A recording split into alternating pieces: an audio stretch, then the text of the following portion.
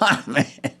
You know, it doesn't take a lengthy historical study of White House machinations and messaging to notice that, to say the least, most of the people offering so-called information and transparent press meetings there have been far from candid through the years. Indeed, over time, one begins to realize that the factual and historical revisionism that was noted in George Orwell's 1984 were, on balance, less dystopian nightmare than they were pointed dark satire about how most political machines and their operators treat the truth. As a result, one might feel jaded or underreact to what ought to be utterly shocking and enraging new information. I'll give you the stunning and alarmingly comical details about this story in a second. Hi everyone, I'm Gardner Goldsmith for MRC-TV, and the Daily Wire's Ryan Saavedra distills this information. Quote, the White House appeared to cut out remarks made by a reporter during Friday's press briefing from the administration's official transcript of the event. End quote. Yes, welcome to the Ministry of Truth, plebeians. All praise, Big Brother.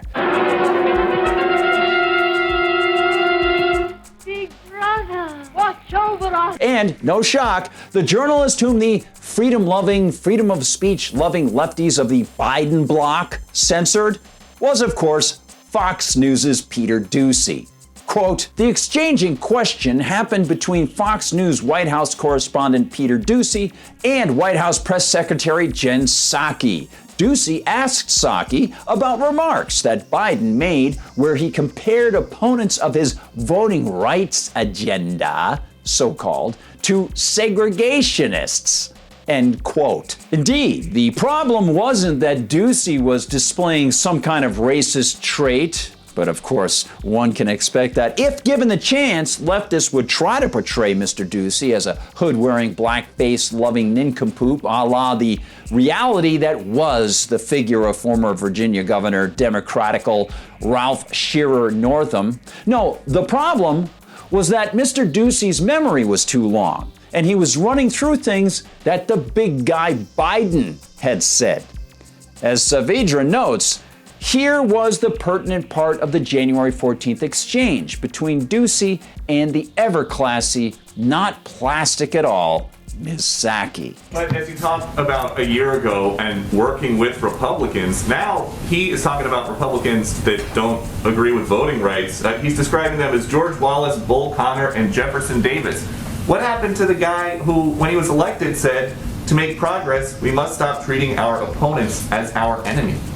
I think everybody listening to that speech who's speaking on the level, as my mother would say, would note that he was not comparing them as humans. He was comparing the choice to those figures in history and where they're going to position themselves if they, as they determine whether they're going to support the fundamental right to vote or not.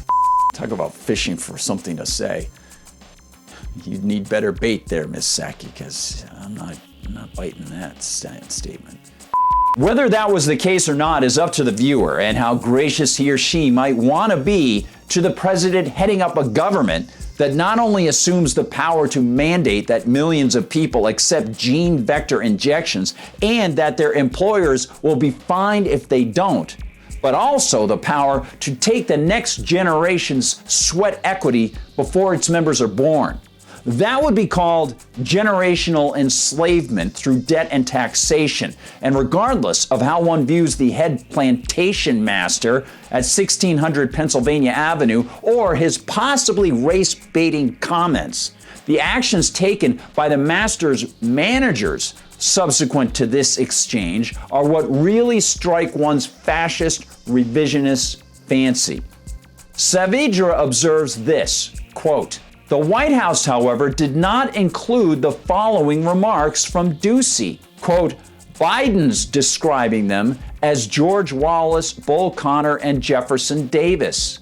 End quote. Well, that's kind of strange, isn't it? It's curious. Evidently, the White House team must have run out of digital ink because, as we all know, climate change, or maybe it was COVID or a giant mutant star goat, well, they do that to electronic devices. I think. Something like that. And perhaps they decided to shuffle some words off to the Orwellian memory hole just to keep things clean. The White House transcript of Ducey's remarks states, but as he talked about a year ago and working with Republicans, now he is talking about Republicans that don't agree with voting rights. What happened to the guy who, when he was elected, said, to make progress, we must stop treating our opponents as our enemy? Well, that is just weird. There's something missing there. I don't understand that. Well, regardless of the shoddy way the Democrats are mischaracterizing their H.R. 1 for the People Act attempt to federalize what is supposed to be a state prerogative when it comes to presidential election procedures for choosing electors, and regardless of the way the Dems portray the Senate Republicans attempt to stop such federalizing, here's a pertinent question. Will the leftist pop media figures call out the Bidenistas for this rewrite of history?